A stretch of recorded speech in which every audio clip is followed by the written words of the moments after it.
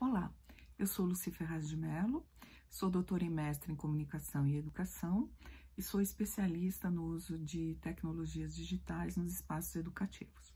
Hoje eu quero conversar com vocês sobre um tema que ele começa a ser pensado e começa a ser refletido agora quando nós estamos pensando no retorno do isolamento social. O que é isso? Como é que eu vou trabalhar o currículo com essas tecnologias digitais, né, da minha instituição? E aí, nós temos que começar a pensar a partir de uma série de outros aspectos, né? Então, a primeira questão que é importante lembrar é que a nossa BNCC, recentemente publicada, ela está toda estruturada a partir das competências. E aí, muitas vezes, existe uma dificuldade em entender o que é a operacionalização das competências. Então, quais são os elementos que precisam ser considerados nessa operacionalização? Então, eu preciso trabalhar com os conhecimentos teóricos sobre um determinado componente curricular, eu tenho que promover exercícios de aproximação desse conhecimento teórico com a aplicação prática dele para trabalhar as habilidades sobre esses conhecimentos, eu tenho que trabalhar muito a atitude de aplicar, de fazer esse exercício de teoria e prática e sempre considerando valores. Então, esses 4 elementos, conhecimento teórico, habilidades práticas, atitude e valores, são os elementos estruturantes para que eu trabalhe as competências. Por que isso é importante de lembrar? Porque quando nós vamos trabalhar os currículos, tá? Isso aí tem que ter claro no currículo. Por isso que hoje, na legislação de formação de professores, nós temos uma parte voltada a esse conhecimento teórico ainda dos componentes curriculares e uma parte voltada à prática, que essa vem sendo deixada no segundo plano. E aí entram os tipos de currículos. Por quê? Porque é como nós estamos estruturando. Eu tenho conversado com pessoas de vários níveis de educação, desde educação infantil, fundamental, médio, superior, inclusive corporativo, e eu tenho ouvido pessoas renomadas que falam que quando a gente começa a falar do que eu chamo de currículos diferenciados, que é muito conhecido como currículos ocultos, eu não gosto dessa palavra, porque eu acho que quando é oculto, a palavra ela tem poder. Então, a gente acaba não olhando, e eles são currículos diferenciados, porque nós temos que olhar para essas diferenciações, porque isso implica mudança de atitude, implica mudança de modelo mental de cada um. Tá certo? Enquanto nós não olharmos para a clareza disso, nós não vamos modificar a nossa prática. Então, eu chamo de currículo diferenciado. E aí, o mais conhecido e o mais praticado é o currículo padrão, que nós chamamos, né? É o currículo conteudista, voltado só para esse conhecimento teórico, ou seja, ele trabalha majoritariamente só esse elemento do conhecimento teórico e deixa relegado ao segundo plano, inclusive no superior, essa parte prática, essa aproximação, essa aplicação, que o Dewey chamava de experiência educadora. Tá certo?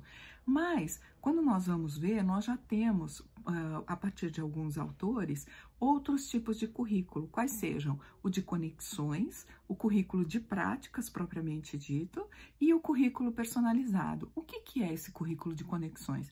É o currículo quando você trabalha esses conteúdos todos a partir da interdisciplinaridade, é quando você consegue estabelecer uma conexão, por isso currículo de conexões, entre os diversos componentes curriculares e você trabalha eles de maneira interdisciplinar.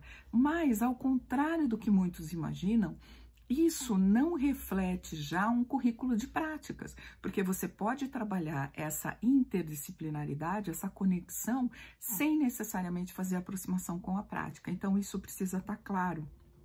E aí, quando nós vamos para o currículo de práticas, aí nós estamos trabalhando o quê? Os tipos de participação, de como esses alunos vão estar trabalhando nas atividades de maneira a, de fato, trabalhar uma série de habilidades, tá certo? De aplicação desses conhecimentos teóricos, para que, de fato, eles desenvolvam essas habilidades E aí, lógico, consequentemente, trabalhando de forma mais consistente e enriquecedora esses processos de competências, de desenvolvimento de competências. Então, é importante deixar isso claro, porque muita gente, inclusive, acha que habilidade é sinônimo de competência, e não é. Habilidade é um elemento necessário de ser trabalhado na operacionalização da competência. Tá certo? Então, isso é outra coisa.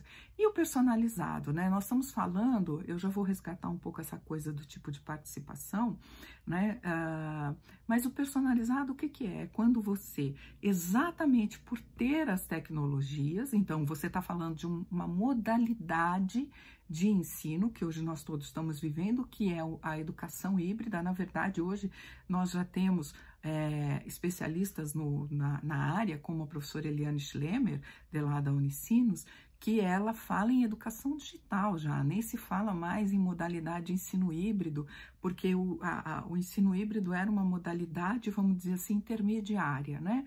Entre a educação presencial e a educação à distância. E aos poucos isso já está se tornando uma educação digital, isso já está migrando, né? Então, mas resgatando esse conceito anterior de ensino híbrido, ele é uma modalidade, tá certo? E aí, quando você opta por um currículo personalizado, em trabalhar um currículo personalizado, que é porque você tem, por parte do ensino híbrido, o registro das atividades do seu aluno e do desempenho, do processo de aprendizagem dele, você consegue ver quais são as deficiências dele, então você define ações de maneira a fortalecer essas deficiências. E aí, não necessariamente vai ser metodologia ativa. Eventualmente, o que ele precisa é de mais uma aula explicativa, expositiva sobre um determinado tópico.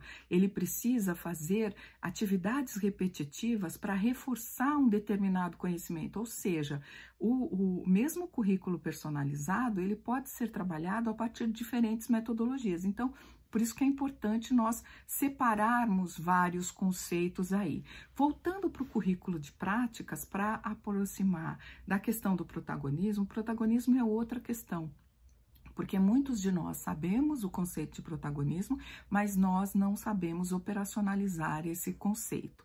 É uma coisa muito curiosa, parece até bizarro, mas é o que acontece. Outro dia eu estava numa formação, inclusive de corporativo, e as pessoas falavam, não, mas o protagonismo você olha para o verbo de ação dele, que é o quê? É a prática, tá certo? Qual o tipo de participação que esse aluno, que esse jovem, que essa criança está tendo?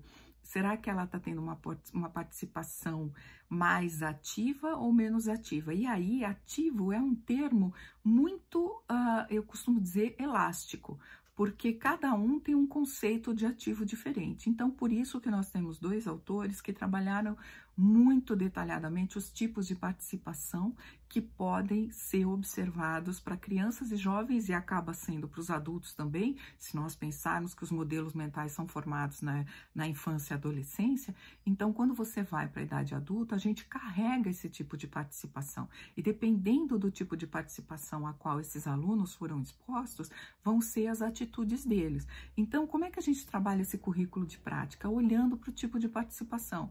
E qual é o comando que nós estamos dando nas atividades que nós apresentamos. Então, se eu estou dando um comando de um tipo de participação muito mais passiva, em que ele cumpre uma atividade, ele pode até operacionalizar aquilo, mas ele está cumprindo a atividade, ele está seguindo exatamente o roteirinho que eu passei.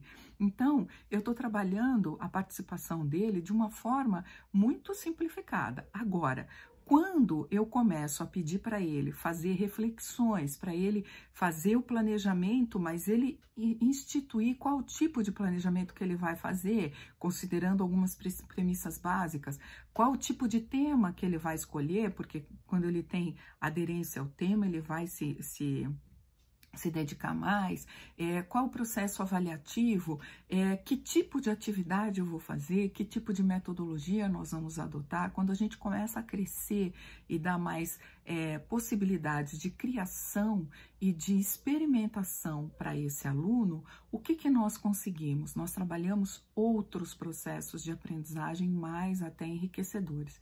De novo, eu quero reforçar que não se trata de substituir tudo por esses processos e deixar de lado os repetitivos, as aulas expositivas. Não, mas é de integrar, porque lembrem-se que as competências, elas precisam dos 4 elementos e não só de um.